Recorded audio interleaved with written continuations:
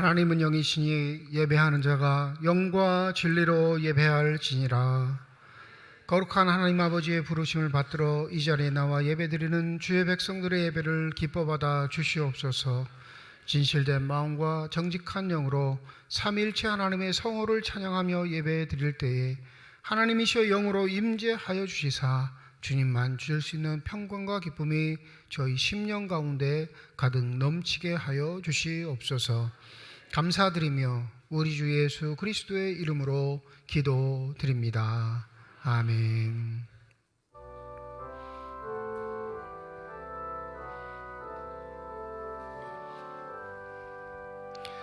다 찬양하여라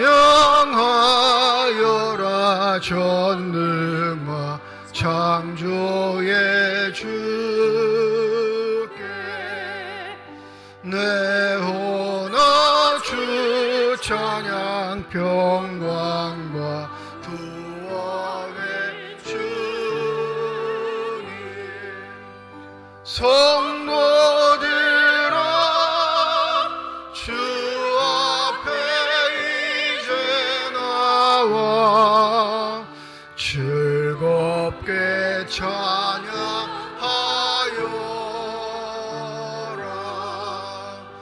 다 찬양하여라. 놀라운 만유의 주께 포근한 날개를 늘 품어 주시는 주님 성도들아 주님의 뜻 안에서 내 소원 다 이루리라. 다 찬양하여라. 온몸과 마음을 바쳐 이 세상 만물이 주 앞에 다 나와 찬양 성도들아 기쁘게 소리 높여 영원히 찬양하여라. 아멘. 여호와여 주께서 나를 살펴보셨으므로 나를 아시나이다.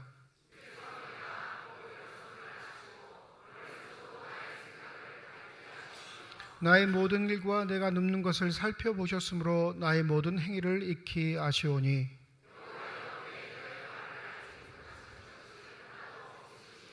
내가 주의 영을 떠나 어디로 가며 주의 앞에서 어디로 피하리이까.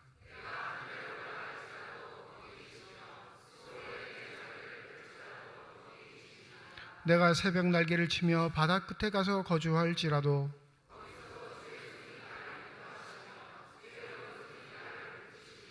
하나님이여 나를 살피사 내 마음을 아시며 나를 시험하사 내 뜻을 아옵소서.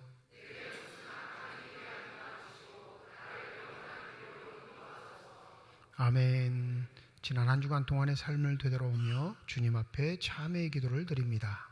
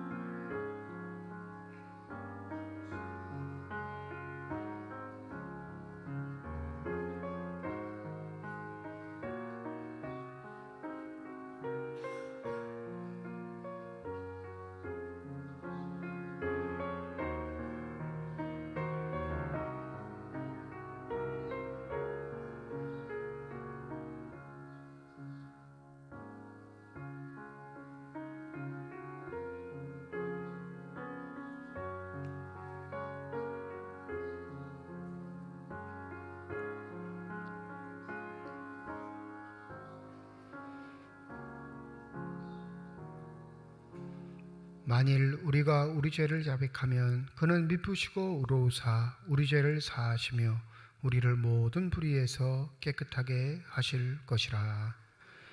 나는 전능하신 아버지 하나님 천지의 창조주를 믿습니다. 나는 그의 유일하신 아들 우리 주 예수 그리스도를 믿습니다. 그는 성령으로 잉태되어 동정녀 마리아에게서 나시고 본디오 빌라도에게 고난을 받아 십자가에 못 박혀 죽으시고 장사된 지 사흘 만에 죽은 자 가운데서 다시 살아나셨으며 하늘에 오르시어 전능하신 아버지 하나님 우편에 앉아 계시다가 거기로부터 살아있는 저와 죽은 자를 심판하러 오십니다.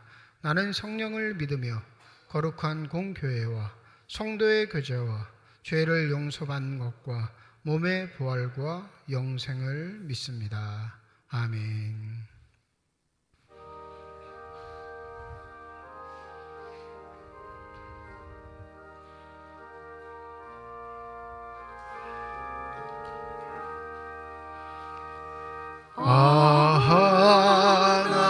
하나님의 은혜로 있을 데 없는 자 왜 구속하여 주는지 난 알 수 없도다.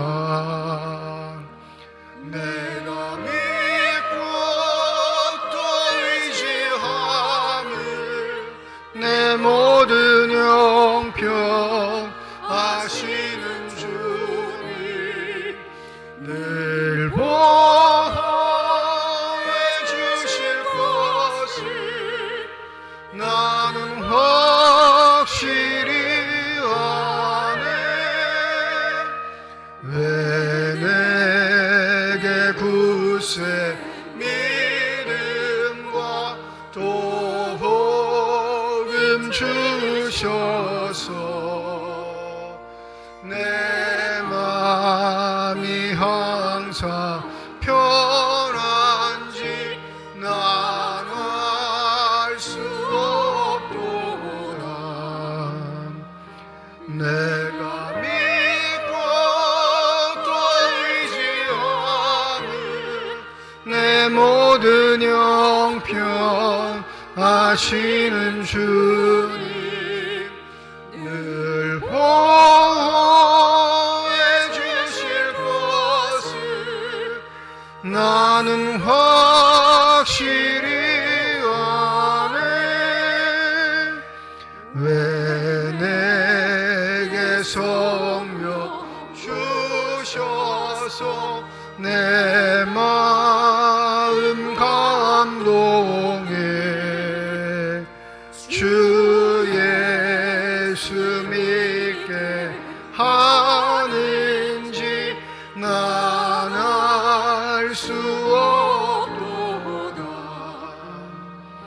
내가 믿고 또 의지함을 내 모든 형편 아시는 주님 늘 보호해 주실 것을 나는 확실히 아네. 주 언제 강림하실지 혹 밤에 혹 낮에 또 주님 만나 그것도 난 알 수 없도다. 내가 믿고 또 의지함을 내 모든 형편 아시는 주님 늘 보호해 주실 것을 나는 확실히 아네.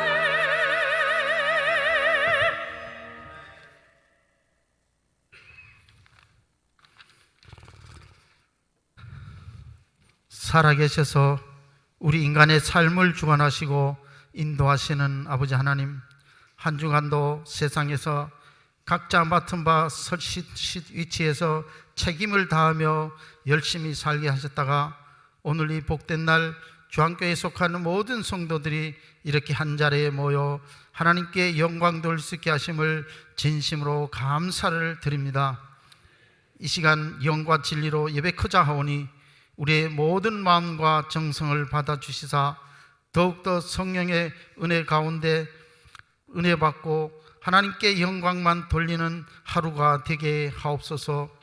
우리의 모습을 뒤돌아보면 세상에서 잘못되고 허물 많았던 것임을 이 시간 사하여 주시고 오직 주님만을 의지하고 살아가는 저희들만 되게 하여 주시옵소서. 저희 주안교회를 사랑하시는 아버지 하나님, 교회가 더욱 하나님 앞에 우뚝 서는 교회가 될 수 있도록 모든 성도들이 협력하여 선을 이루어가는 교회가 되게 하여 주시사 험난한 세계상 속에서도 빛과 소금의 역할을 감당하는 교회가 되어 본을 보이고 연약한 자들을 돌아보아 믿지 않는 자들에게도 칭찬 들을 수 있는 교회가 되게 하여 주시옵소서. 특별히 무더운 여름을 보내며 여름 성경학교와 수련회를 무사히 마치게 하심을 감사드립니다. 수고하신 모든 교역자와 교사들에게 주의 크신 축복으로 채워 주시옵소서. 연약한 자를 회복시키는 아버지 하나님, 사랑하는 재단에 육신이 연약하여 예배에 함께하지 못하는 분들이 많이 있으며 또한 스스로 회복 중에 있는 성도들이 있사오니 권능의 손으로 붙잡아 주시사 성령으로 인도하여 주시고 하루속히 깨끗한 받고 우리와 함께 이 자리에서 기쁨으로 예배드릴 수 있는 날이 속히 오게 하여 주시옵소서. 특히 여름을 보내며 또한 가을을 맞이하는 환절기를 맞아 제단에 속해 있는 연로하신 분들을 강하게 붙들어 주시사 주의 제단에 힘차게 발걸음을 옮길 수 있도록 함께하여 주시옵소서.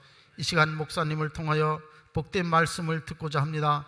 먼저 말씀을 대언하시는 목사님을 성령으로 붙잡아 주시사 그 말씀이 살아 움직임으로 마음 깊은 속에 아름다운 결실의 열매로 남게 하여 주시사 그 말씀 붙잡고 세상에서 한 주간 힘있게 살아가게 하여 주시옵소서.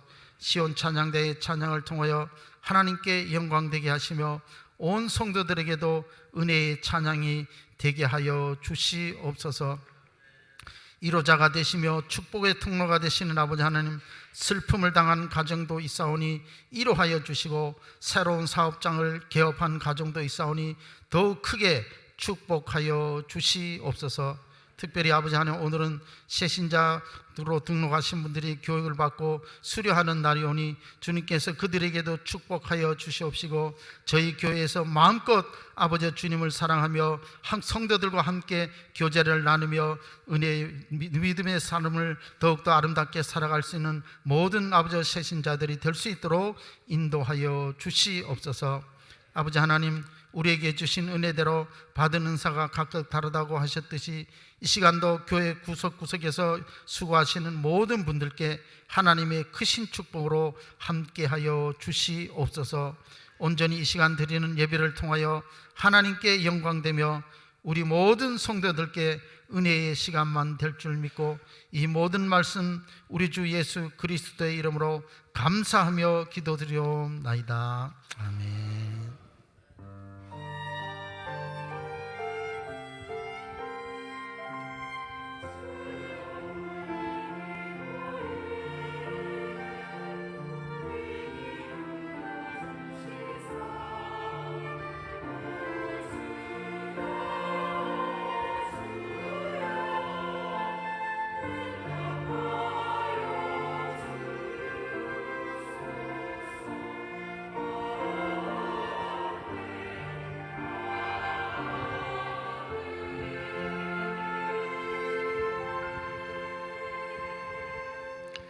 성령 강림 후 13번째 주일 우리에게 주신 하나님의 말씀입니다. 구약성경 이사야 51장 1절에서 6절까지의 말씀, 마태복음 16장 13절에서 20절까지의 말씀입니다. 다 함께 자리에 일어나 하나님의 말씀을 받겠습니다.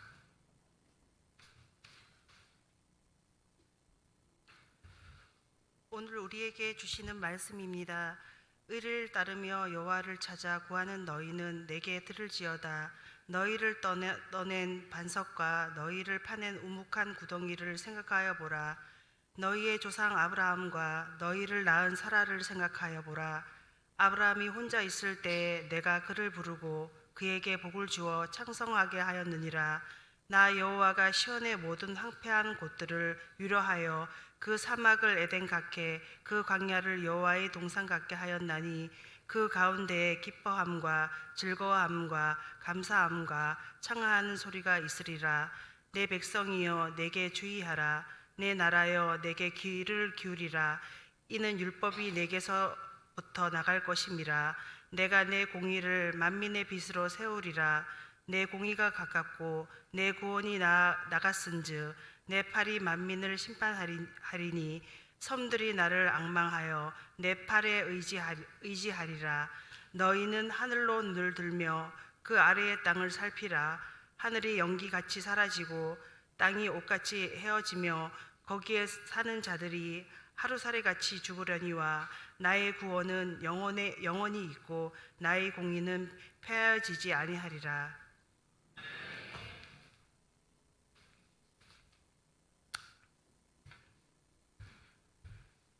예수께서 빌립보 가이사라 지방에 이르러 제자들에게 물어 이르시되 사람들이 인자를 누구랴 하느냐. 이르되 더러는 세례 요한, 더러는 엘리야, 어떤 이는 에레미야나 선지자 중 하나라 하나이다. 이르시되 너희는 나를 누구랴 하느냐. 시몬 베드로가 대답하여 이르되 주는 그리스도시요 살아계신 하나님의 아들이시니이다. 예수께서 대답하여 이르시되 바요나 시몬아, 내가 복이 있도다. 이를 내게 알게 한 이는 혈육이 아니요 하늘에 계신 내 아버지시니라. 또 내가 내게 이르노니 너는 베드로라. 내가 이 반석 위에 내 교회를 세우리니 음부의 권세가 이기지 못하리라. 내가 천국의 열쇠를 내게 주리니 내가 땅에서 무엇이든지 매면 하늘에서도 매일 것이요 내가 땅에서 무엇이든지 풀면 하늘에서도 풀리리라 하시고, 이에 제자들에게 경고하사 자기가 그리스도인 것을 아무에게도 이르지 말라 하시니라. 하나님께서 이 말씀을 통하여 우리에게 은혜 주시기를 원합니다. 아멘.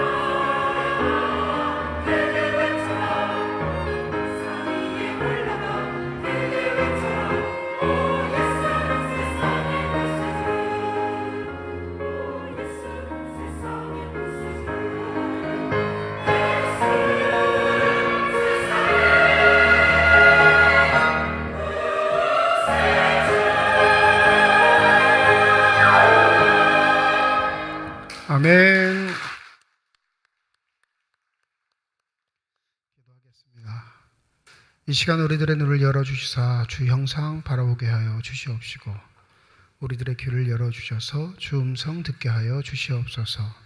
닫혀진 우리의 심령의 문이 성령의 은혜 가운데 활짝 열려지게 하여 주셔서 하나님 아버지 마음속에 품고 계시는 기쁨과 평안과 만족이 넘치는 복된 시간이 되게 하여 주시옵소서. 감사드리며 우리 주 예수 그리스도의 이름으로 기도드립니다. 아멘. 삼척에 부임하고 익숙한 동네 이름 때문에 좀 놀란 적이 있습니다. 성내동 있죠? 네. 제가 중학교, 고등학교 때 살던 동네 이름이 성내동이었거든요. 서울시 강동구 성내 2동에 살다가 성내 1동으로 이사 간 적이 있습니다. 그래서 이 성내동이라는 지명, 행정구역 명칭을 딱 듣고 어렸을 때 학창시절 기억을 떠올린 적이 있습니다. 이 성 안쪽 동네라 그렇게 이름해서 성내동이라 하는지 모르겠지만 한자어를 안 찾아봐서 어느 지명을 딱 거론했을 때 그 지명과 관련되어 있는 과거의 이야기들, 사건들을 되뇌이는 게 우리의 삶의 시간 중에 한 부분이기도 하죠.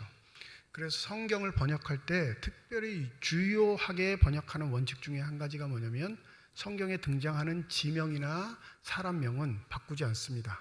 그대로 직역하는 게 성경 번역의 전통입니다. 왜 그러냐면 그 이름 자체가 갖고 있는 뜻뿐만 아니라 그 이름 자체가 갖고 있는 역사적인 사건과 사실들이 있기에 성경을 번역할 때는 가급적 지명이나 인명들을 바꾸지 않고 곧이곧대로 번역합니다. 오늘 마태복음 16장 13절에 보면 한 지명이 등장하죠. 빌립보 가이사라라고 하는 지방에 가셨다 하시면서 먼저 그 지방의 이름을 명명하는 이유가 있습니다. 이름을 보시듯이 빌립보 하면 이 헤롯 빌립을 상징하는 거예요. 헤롯 빌립, 헤롯 대왕의 아들이죠. 헤롯 빌립이 북쪽을 다스릴 때 자신이 로마 황제를 위해서 무엇을 할까 고민하다가 한 지역을 황제의 신전을 세우고 로마인들이 좋아하는 것들을 여러 가지를 세웁니다. 그러면서 그 도시의 명칭을 뭐라고 하냐면 자기 이름 한자 그리고 황제를 칭하는 가이사라라는 칭호를 합쳐서 이 빌립보 가이사라라는 지방의 명칭을 만들게 되죠. 유대인의 입장에서는 이 지명을 딱 들으면 뭐가 생각나냐면 우상 숭배하는 도시라는 개념이 딱 살아나게 됩니다. 그럴 수밖에 없는 게 수많은 신전들. 여러분 로마 제국 당시 신이라는 존재, 신으로 부를 수 있는 모든 존재가 수만에서 수십만까지 있었다고 그러니까 얼마나 많은 신들이 존재했겠어요. 그러니까 세울 수 있는 모든 신전들은 각 도시에다 다 세우는데 유일신 신앙을 가지고 있는 유대인들 입장에서는 그 신전들을 보면서 뭘 상징하냐면 우상 숭배의 도시라라고 명명할 수밖에 없는 겁니다. 이 빌립보 가이사라에 또 참혹한 한 가지 역사적인 사건이 있는데 그게 뭐냐면 66년부터 70년까지 벌어졌던 유대 전쟁사에서 AD 70년 예루살렘 성전이 무너지면서 유대 땅이 멸망하게 됩니다. 이 멸망하게 될 때 이 전쟁을 진두지휘했던 로마 장군이었던 티투스, 우리나라로 하면 디도 장군이라고 하는데 나중에 이 사람도 로마 황제가 됩니다. 이 티투스가 얼마나 열받았는지 예루살렘 성전을 무너뜨리고 유대 전쟁에 참여했던 유대인들을 잡아다가 이 가이사라 빌립보에까지 끌고 와서 생각해 보세요. 가장 먼 이스라엘 지경에서 가장 먼 북쪽까지 포로를 끌고 와서 행했던 일이 뭐였냐면 동물들에게 살아있는 유대인들을 밥으로 던져주는 거였어요. 그러니까 유대 전쟁사에서 예루살렘 성전이 무너졌다는 건 유대인들에게 나라가 멸망한 것보다 더 큰 격이었습니다. 누가 진 거예요? 하나님이 지신 거거든요. 자신을 창조하셨다는 수천 년 동의 믿음의 전통들을 이어왔던 유대 민족에게 유대 전쟁의 그 실패는, 전쟁의 파멸은 단지 나라가 멸망하고 자기들의 목숨이 빼앗겼다라기보다 더 큰 의미는 하나님이 지셨고 하나님이 죽으셨다. 우상 숭배를 하는 저들에게 하나님이 철저하게 패배하셨다를 상징하는 게 바로 가이사라 빌립보 지방, 이 의미가 갖고 있는 내용입니다. 그러니 성전도 멸망해 유대인들은 뿔뿔이 흩어져 뿐만 아니라 가장 거세게 대항했던 사람들은 다 잡혀가서 이 빌립보 가이사라 지방에서 짐승의 먹이가 됐으니까 그들이 가지고 있는 믿음의 의미들이 퇴색될 수밖에 없는 거죠. 하나님은 과연 무엇을 하시는 분인가? 이 얘기를 할 수밖에 없습니다. 이 AD 70년에 예루살렘 성전이 무너졌는데 마태복음이 언제 기록됐냐면 AD 70년에서 늦어도 90년 사이에는 기록되었다라고 학자들이 대부분 일치를 합니다. 그러니까 자신들이 전쟁에서 지고 20년 어간에 이 마태복음이 기록된 거예요. 그러면 초대교회 마태복음을 읽고 있었던 기독교 공동체, 마태가 속한 교회는 이 빌립보 가이사라라는 이름을 딱 보게 되면 뭐가 떠오를까요? 우상숭배의 도시보다 전쟁에서 패배해 자기의 동료들, 선조들, 부모님들, 할아버지, 할머니들이 끌려가 짐승의 먹이가 된 곳. 더불어 하나님이 우리를 보호해 주지 않으시고 하나님 침묵하셔서 하나님이 죽은 것처럼 여겨졌던 도시. 그러니 이 마태복음 16장에 딱 펼쳐서 빌립보 가이사라라는 지명을 딱 보았을 때 초대교인들의 충격은 어마어마했을 겁니다. 되뇌이고 싶지 않은 기억, 입으로 읽고 싶지 않은 지방의 이름을 버젓이 성경에 기록하면서 이 이야기를 하는 이유가 무엇일까? 굉장히 궁금할 수밖에 없죠. 유대인에게는 멸망의 도시가 되어야 하는데, 유대인에게는 타락의 도시였는데, 그래서 반드시 믿음으로써 우리가 이길 수밖에 없는 도시였는데, 반대로 현실에서는 믿음이 실패하고 하나님이 지시고 거대한 제국의 힘을 빌어서 살고 있는 칼로서, 무기로서 짓밟은 그 사람들이 이긴 도시, 의리의리한 황제의 도시에 과연 예수님이 뭐 하러 가셨을까라는 궁금증보다는 반감이 더 큰 지명의 이름입니다. 이 빌립보 가이사라 지방에 가서 예수께서 하신 일들이 오늘 본문에 기록되어 있는데, 예수께서 이렇게 물으시죠. 사람들이 인자를 누구라 하느냐. 이 상은 절대 다시 생각하고 싶지 않은 아주 괴로운 인식들을 예수께서는 다시금 새롭게 하고 싶으셨던 것 아닐까. 이 빌립보 가이사라라는 지방이 처참하게 신앙이 실패하고 하나님이 죽은 도시의 상징이 아니라 너희들의 마음에 불러일으켜지는 하나님의 새로운 역사, 하나님의 은혜의 역사가 바로 이곳에서부터 시작된다라는 상징성을 두셨기에 이 빌립보 가이사라 지방에서 예수의 물음은 굉장히 중요하다 할 수 있겠습니다. 14절에서는 제자들이 이렇게 대답하지요. 어떤 사람은 세례요한, 어떤 사람은 엘리야, 어떤 이는 예레미야, 그리고 선지자 중에 한 명이라 합니다. 이건 다른 사람들의 이야기인 거예요. 전달할 수밖에 없는 이야기. 전달할 수밖에 없는 이야기 중에 가장 중요한 모토는 뭐냐면, 당신은 하나님께 특별히 기름 부음을 받아서 특별한 사명을 받으신 분입니다. 이 의미가 포함되어 있는 거예요. 구약의 전통에 기름 부음을 받은 자, 이 메시아라고 칭할 수 있는 기름 부음을 받은 자는 세 종류의 직종이 있었죠. 첫 번째는 왕, 두 번째는 제사장, 세 번째는 선지자입니다. 이 기름 부음 받은 자 이렇게 표시하긴 하지만 이걸 좀 의역하면, 부드럽게 표현하면 보내심을 받은 자라는 뜻이 있습니다. 그러니까 당신은 하나님의 말씀이 되셔서 그 하나님의 말씀을 증거하는 선지자로서 이 땅에 보내심을 받은 분입니다.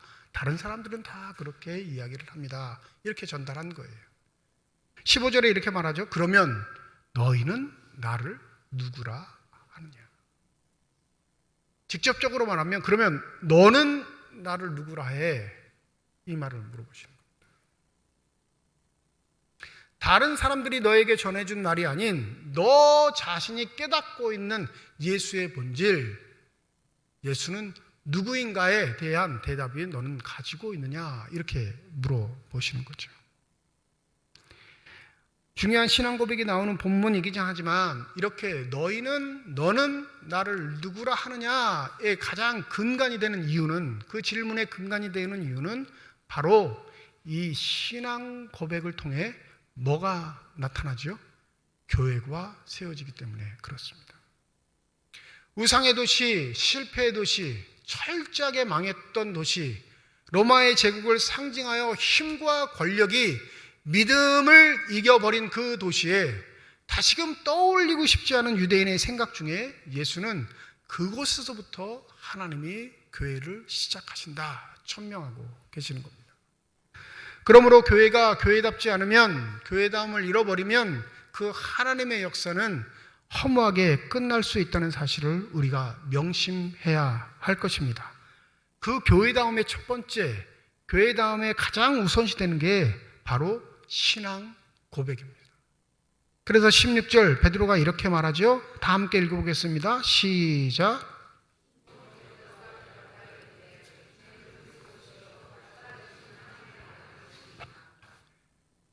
믿음의 땅 예루살렘은 철저하게 무너졌습니다. 그들이 자랑하고 있는 의용 있는 예루살렘 성전은 돌 위에 돌 하나 남지 않고 처참하게 무너진 형국에 그들의 마음을 둘 곳 없는, 그들의 믿음의 상징성을 둘 곳 없는 그곳에 예수께서는 빌립보 가이사랴에 가셔서 내 교회를 세우겠다 말씀하시고, 그 교회 세움의 첫 번째가 신앙 고백이라는 사실을 우리에게 알려주고 계십니다.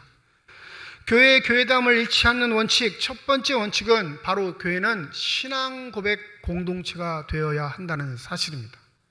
여기에 유념하실 게 있어요. 신앙 고백은 내가 내 스스로 하는 게 아니라는 사실.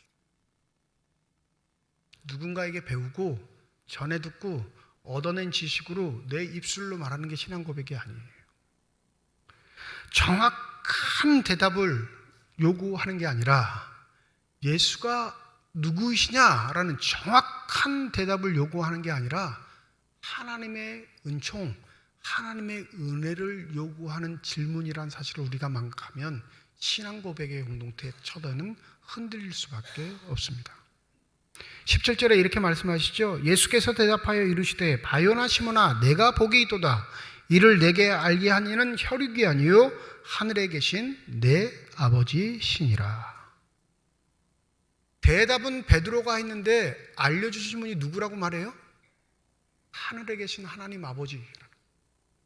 그러니까 이때 당시 신약적 배경에서는 이걸 뭘로 말하냐면 하나님의 계시를 통해 예수가 누구인지 정확하게 고백하는 것, 그걸 신앙 고백이라고 합니다.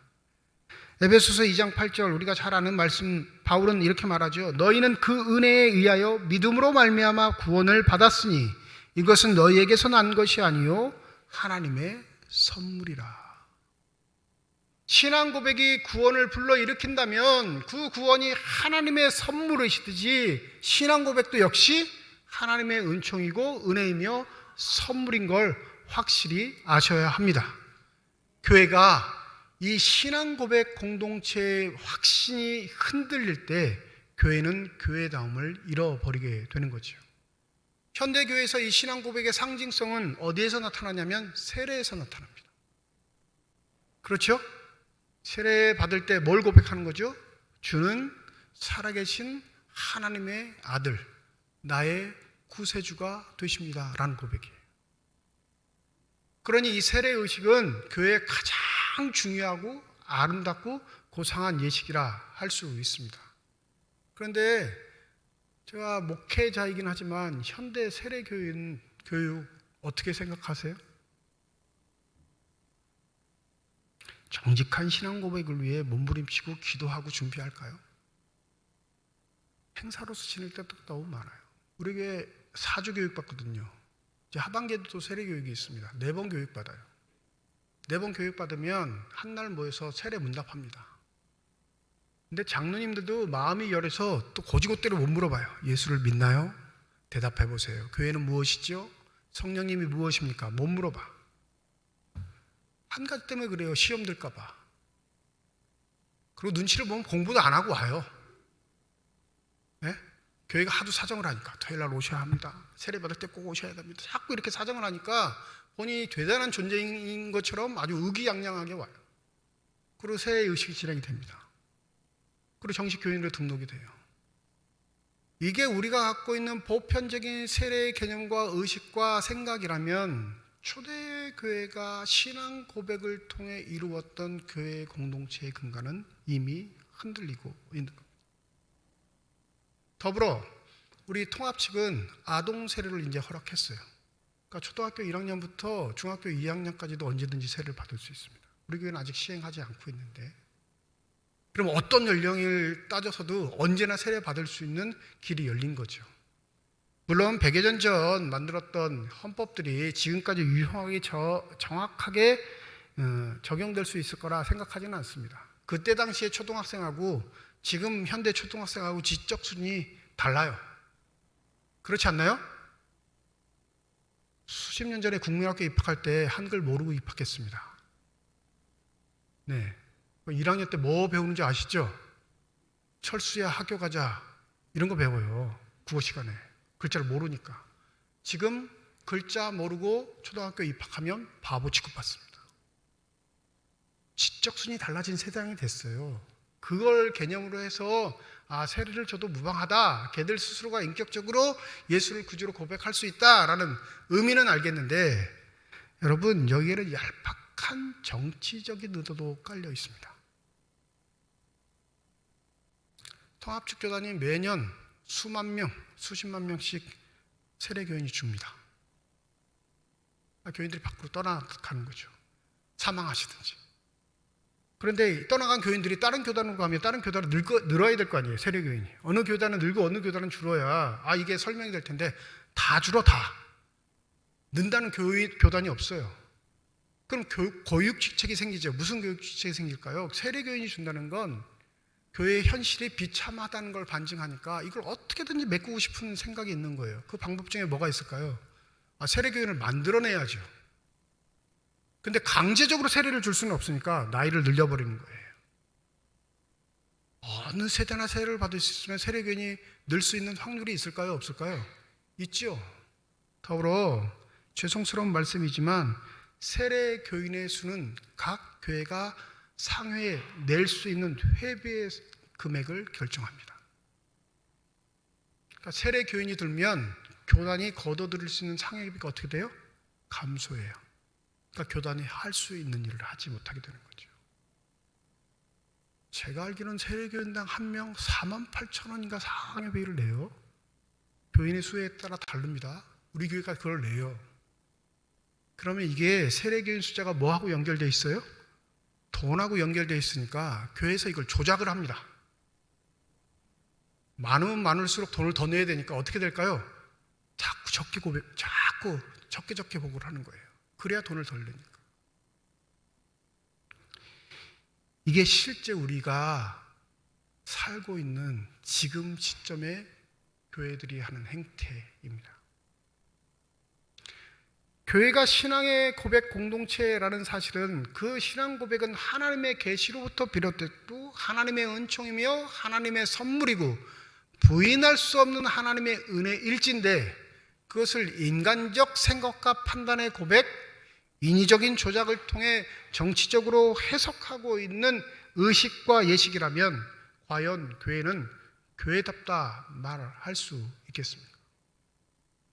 여러분 스스로도 한번 생각해 보셔야 돼요.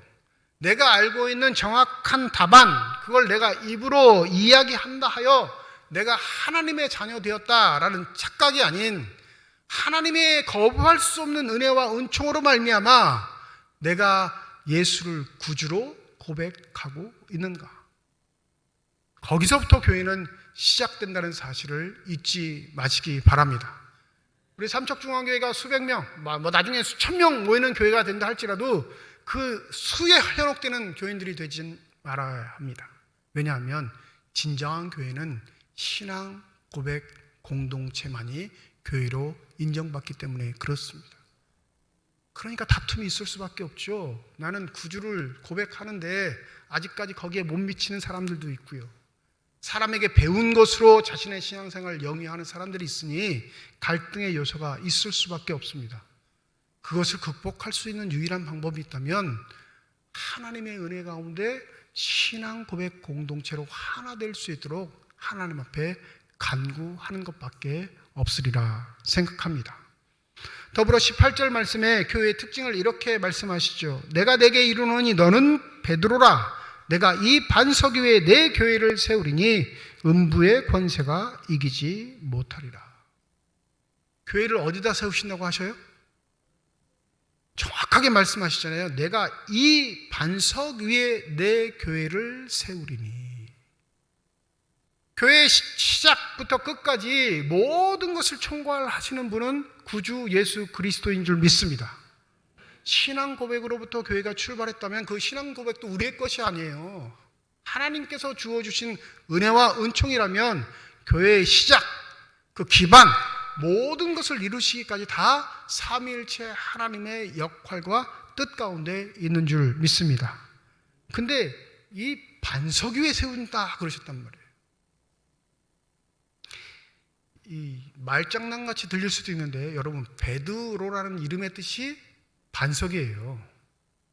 근데 오늘 17절에 예수가 뭐라고 부르시죠? 바요나 시몬아, 요나의 아들 시몬아. 이 시몬 자체는 아람어입니다. 근데 이걸 헬라어로 바꾸면 반석이에요. 똑같아요. 너는 베드로라 부르신 건 시몬을 헬라적 용어로 바꿔 부르신 거예요. 무엇을 강조하기 위해서? 반석을 강조하시기 위해서 다시금 18절에 한번 바꿔 부르신 거죠. 너는 베드로야, 그 반석 위에 내가 교회를 세울게, 이렇게 말씀하신 건데, 그럼 이 반석이 상징하는 건 무엇일까요? 이게 교파마다 갈려요. 개혁주의, 우리가 믿고 따르고 있는 개혁주의는 이걸 신앙 고백이라고 말합니다. 신앙 고백. 내 신앙 고백의 전통 위에 내가 교회를 세울게, 이렇게 번역해도 큰 문제는 없습니다.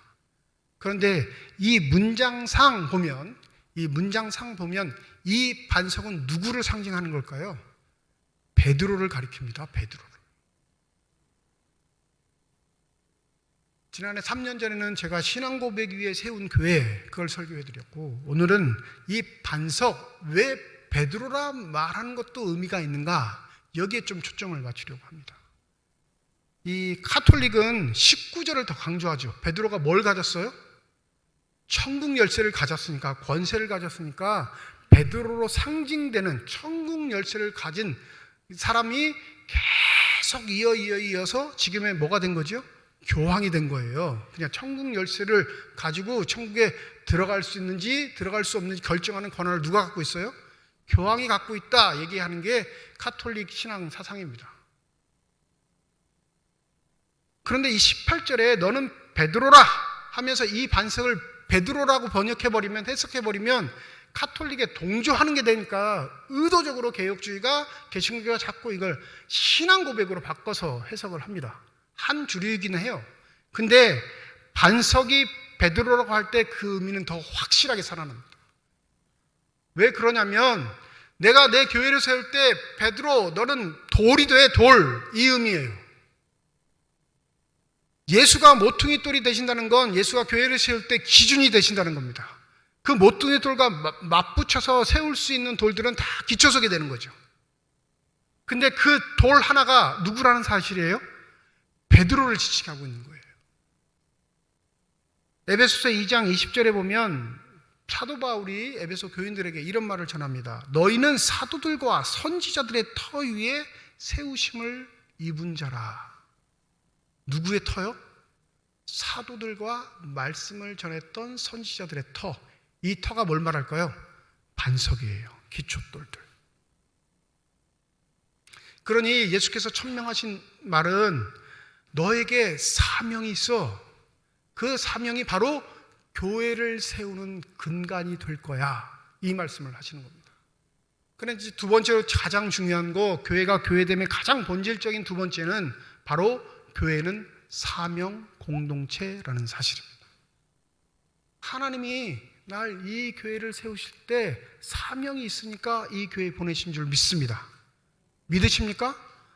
베드로는 그 첫 번째 교회를 세울 때 첫 참한 흔적을 갖고 있는 유대인들의 기억 속에 가이사라 빌립보라고 할 때 처참하게 믿음이 실패했다, 무너졌다, 하나님이 죽으셨다라고 상징하고 있는 그 도시에 교회를 세우실 때 베드로에게 사명을 주시길, 너는 내 교회 기초석이 돼.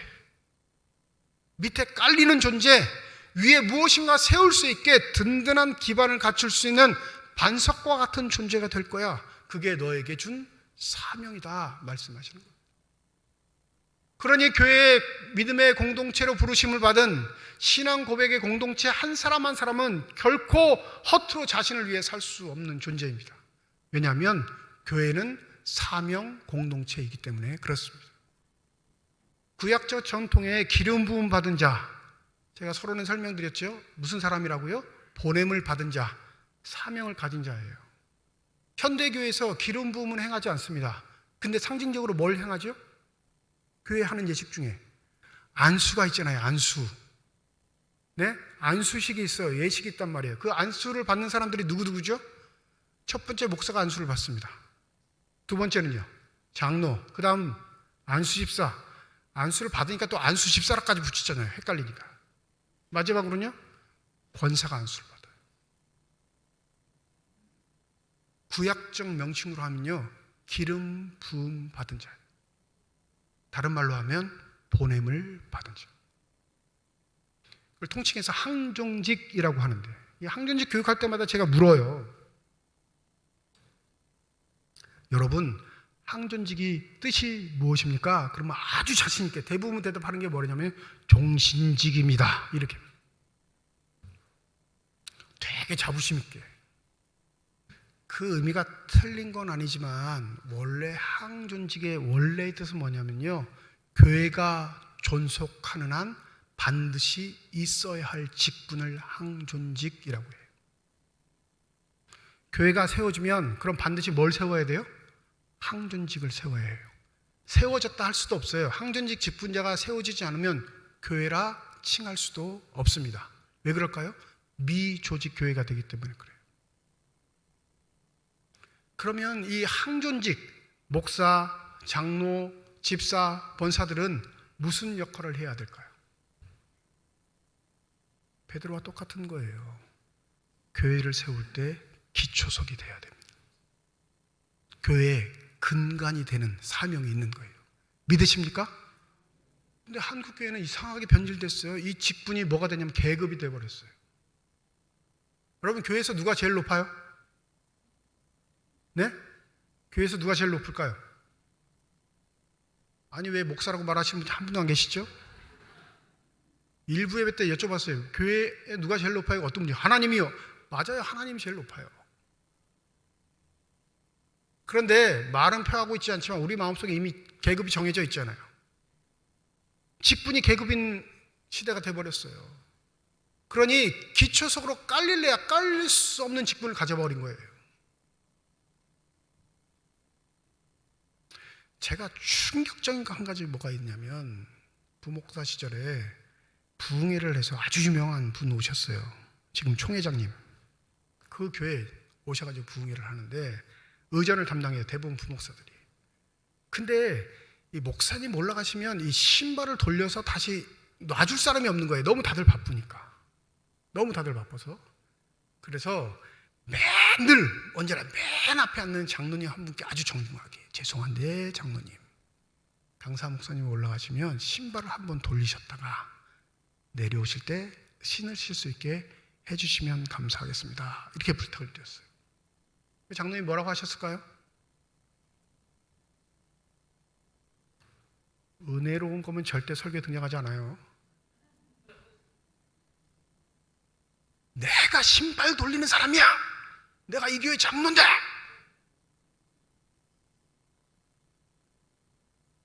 제가 그 교회 나올 때까지 그 장로님하고 절대 말 섞지 않았습니다. 이게 우리가 갖고 있는 직분의 표현이에요.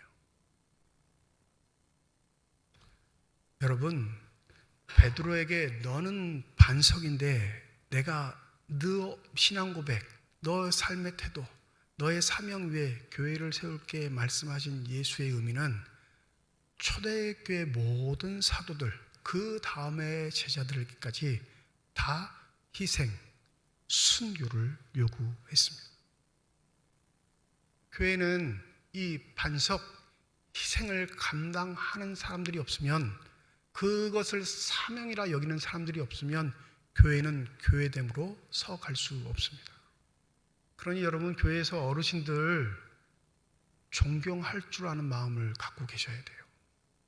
삼척중앙교회가 이만큼 그래도 번듯하게 섰던 건 여러분 벽돌이나 콘크리트 좋은 거 써서 된 게 아니라 하나님이 이 건물 보지 않으세요. 이 공동체의 역사를 보신단 말이에요.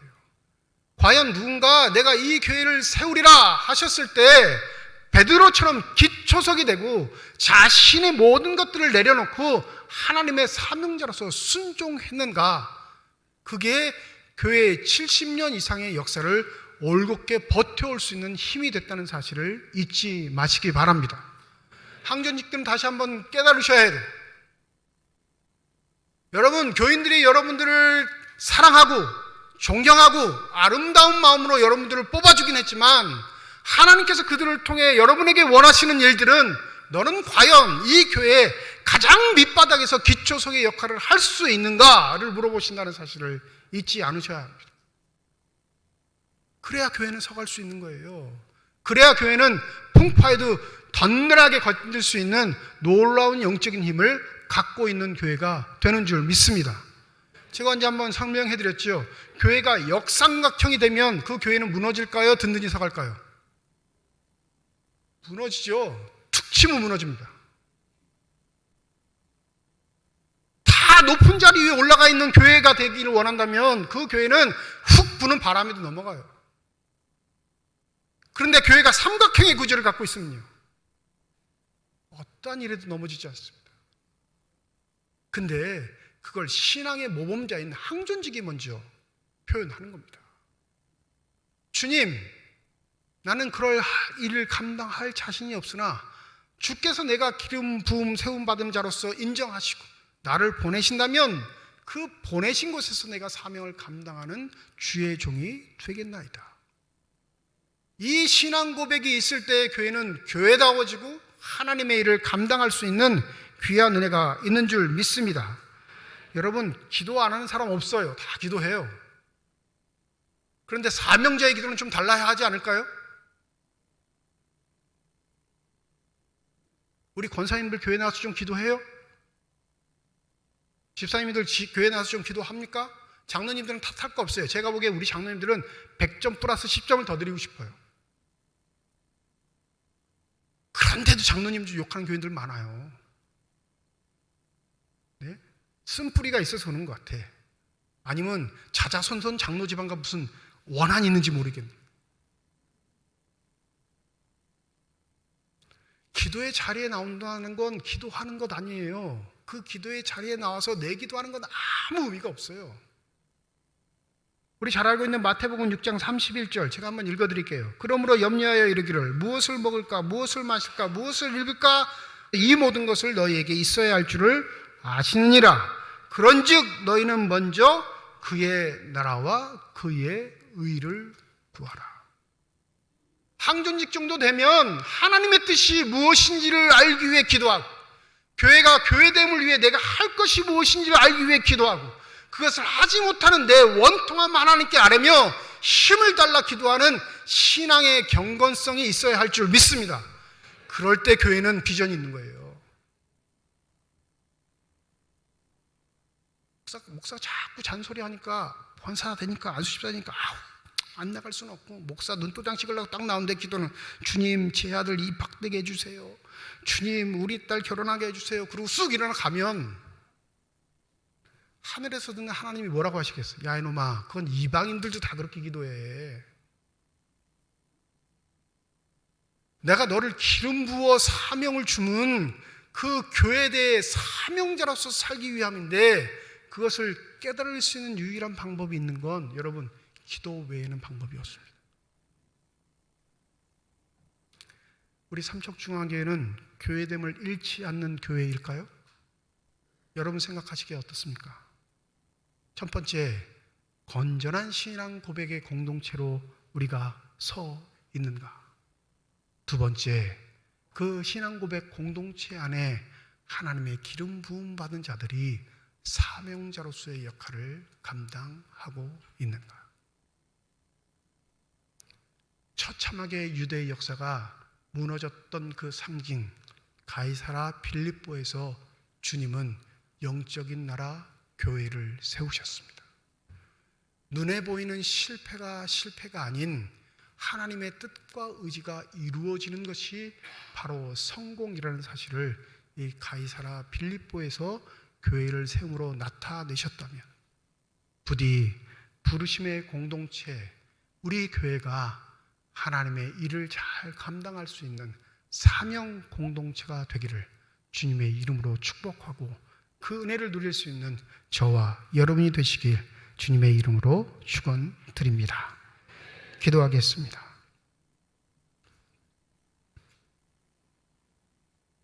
멸망을 상징하는 지방 빌립보 가이사야, 세상이 가지고 있는 돈의 권세, 힘의 권세, 완력의 행세가 믿음을 이겼던 상징인 그 도시에 주님은 교회를 세우시겠다 선언하셨습니다.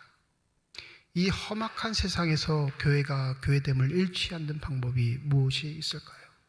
부디 오늘 주신 말씀 마음에 새기고 나는 그 교회됨에 동참하고 있는 삶인가 다시 한번 되새기게 하여 주셔서 주님 부르심에 후회가 없음을 기억하게 하시고 온전한 사명자로 살아갈 수 있는 모든 주의 자녀들이 되게 하여 주시옵소서.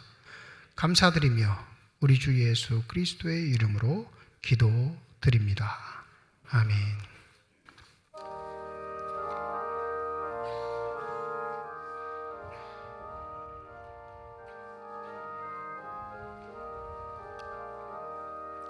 시온 성과 같은 교회 의의 영광 한없다. 허락하신 말씀대 주가 친히 세웠다. 반석 위에 세운 교회 흔들 자가 누구랴. 모든 원수의 워싸도 아무 근심 없도다. 주의 은혜 내가 바라 지온 백성 되는 때 세상 사람 이방에도 주를 찬송하리라. 하리라. 세상 헛되 모든 영광 아침 안개가 뜨나. 주의 자녀 받을 복은 영원 무궁하도다.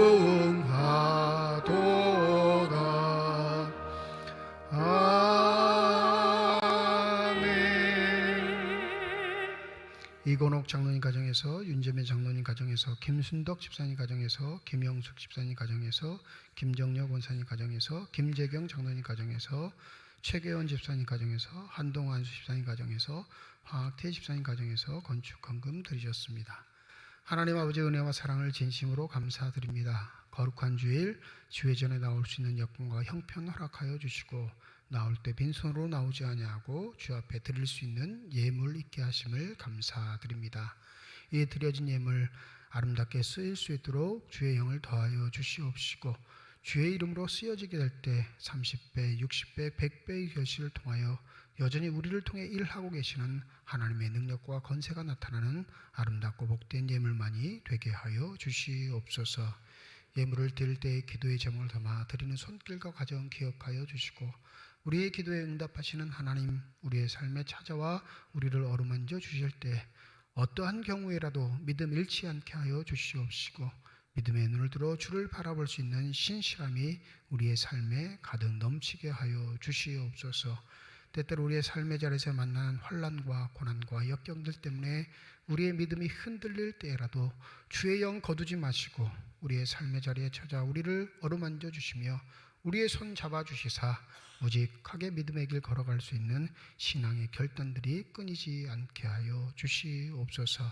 주의 몸된 교회를 위해 수고하고 있는 많은 일꾼들, 보이는 곳에서 보이지 않는 곳에서 수고하고 헌신하는 저들을 축복하여 주시옵시고 성령의 충만함 더하여 주시사 늘 한결같게 하여 주셔서 하나님 오시는 그 날까지 그 믿음 잃지 않는 믿음의 귀한 사람들이 되게 하여 주시옵소서.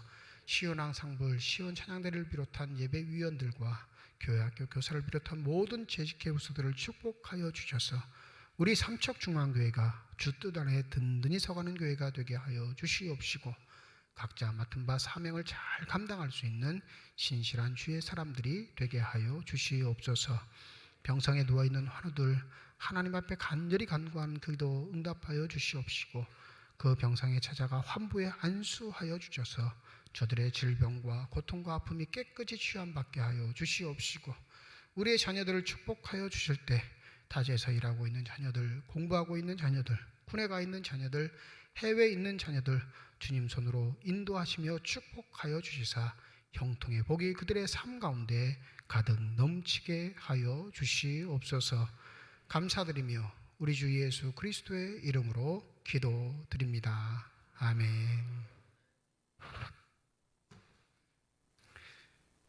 우리 함께 인사하겠습니다. 하나님의 축복이 여러분과 함께. 네, 감사합니다. 옆에 분과 인사하시죠. 하나님의 축복이 옆에 계신 분과 함께. 네, 감사합니다. 다음 주일 예배는 1부, 2부 예배를 드리고요. 오후 찬양 예배로 모이도록 하겠습니다. 다음 주일 오후 찬양 예배는 오여전도회 헌신 예배로 드립니다. 우리 오여전도 회원들 또 임원들 잘 준비하셔서 하나님께 귀한 예배 드리시길 부탁드립니다. 9월 1일 금요일 새벽 5시 본당에서 9월 월삭 기도회로 모입니다. 9월의 첫날 여러분 함께 모이셔서 기도하는 일에 힘써주시면 감사하겠습니다. 9월 1일 금요일 저녁 9시에는 본당에서 금요 기도회로 모입니다. 성경 통독 모임 화요일 목요일 저녁 7시 지하 예배실에서 있습니다.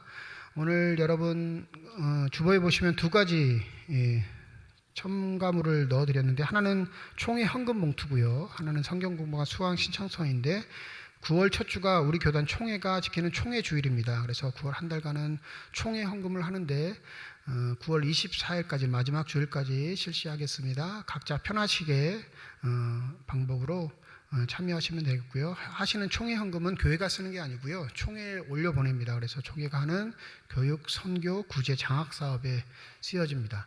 평신도들은 3,000원 기준이고요. 항존직들은 10,000원 기준입니다. 이게 총회가 그냥 내려준 지침인데 그거와 상관없이 편하게 하셔도 되겠습니다. 9월 한 달 동안 마음이 있으신 분들은 우리 드린 총회 헌금 봉투에 헌금하셔서 하시면 되겠습니다.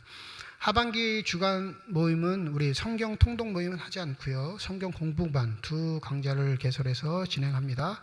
관심이 있으신 분들 오늘 팜플렛 넣어드렸는데 신구약 중간사, 초대교회사 이렇게 두 과목 하니까 시간이 되시거나 관심이 있으신 분들은 신청하셔서 사무실로 제출해 주시면 감사하겠습니다. 삼척 시차례가 9월 1일 금요일 오전 11시 우리 삼척중앙교회에서 있습니다. 가을 정기 노예를 위한 정기 시차례입니다. 여러분 이 일을 위해서도 기도해 주시면 감사하겠습니다. 엄달성 목사님, 유수영 전도사님 내일부터 토요일까지 여름 휴가를 보냅니다. 잘 다녀오실 수 있도록 기도해 주시고 또 감사할 일은 우리 조성훈 집사님이 건물을 지으셨는데 준공을 다 하셨습니다. 준공 감사로 오늘 예쁘게 간당장식 준비해 주셨습니다. 집사님 하시는 일 위해 하나님의 축복이 함께 하시길 주님의 이름으로 축원드립니다. 오늘 이 시간에는 지난 전반기 우리 새가족 등록하신 분 중에 새신자 교육을 수료하신 분들 총 23분이 수료하셨는데 오늘 그분들 한 분 한 분 수료증을 드리도록 하겠습니다.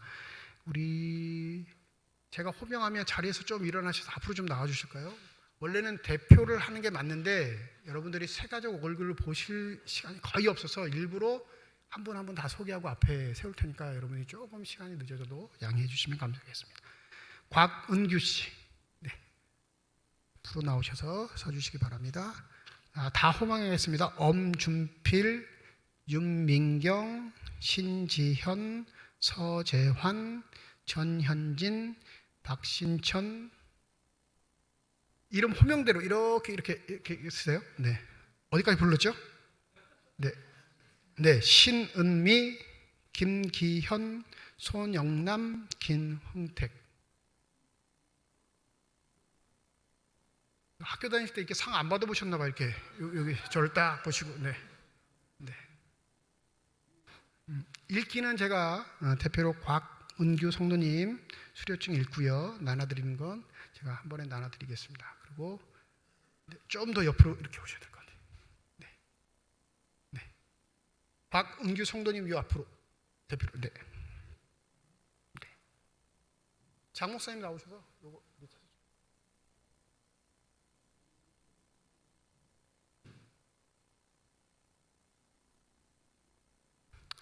수료증 제2023-1호 이름 곽은규 위의 사람은 본교회 새신자 교육의 모든 과정을 다 마쳤으므로 이 증서를 수여합니다.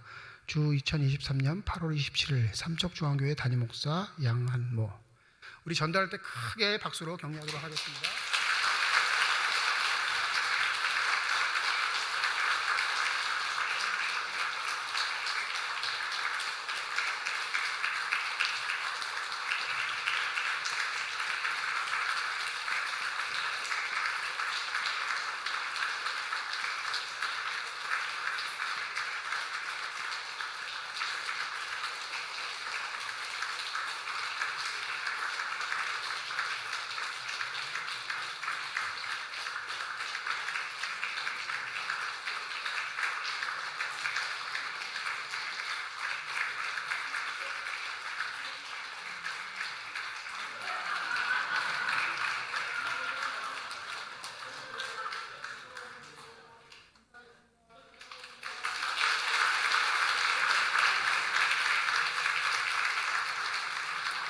네, 자리하시면 되겠습니다.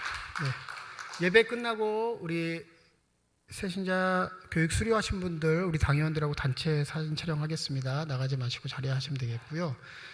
우리 총 23명 중에 8명은 청년부예요. 그래서 청년부는 청년부 예배 때 수료증을 전달하고 선물을 전달하기로 했습니다. 그래서 못 받으신 분들은 우리 청년부 예배 때 전달해 드리도록 하겠습니다. 이제 다 함께 자리에 일어나셔서 결단 찬양 하나님께 드리겠습니다.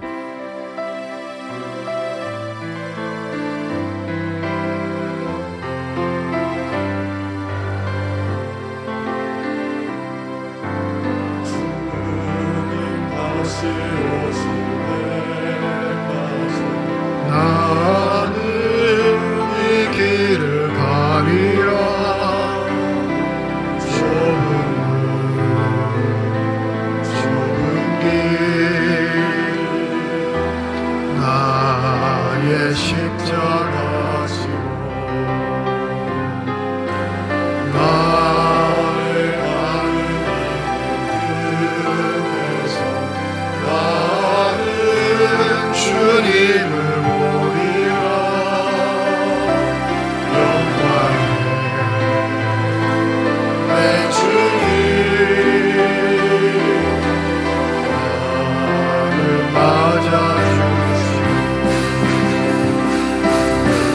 주님같이 오실 때까지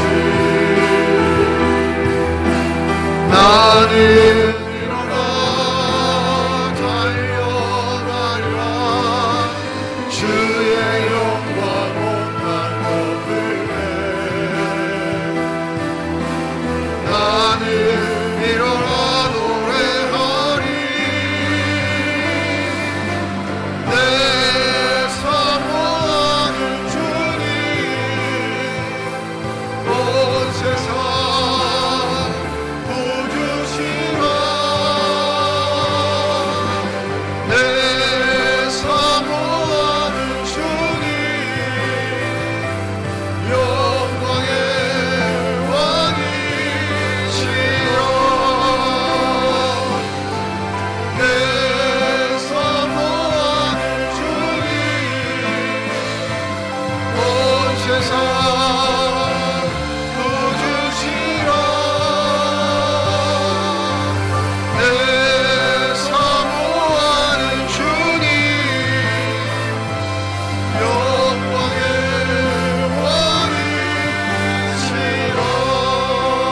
왕이시라. 이제는 우리 주 예수 그리스도의 은혜와 하나님의 사랑과 성령의 교통하시고 내주하시고 역사하시고 충만하심이 주님의 사랑과 은혜 가운데 사명자로 부르심을 받은 주님의 거룩한 자녀들 이들의 가정과 일터와 앞길 위에 이제로부터 영원토록 함께 하시기를 간절히 축원하옵나이다. 아멘.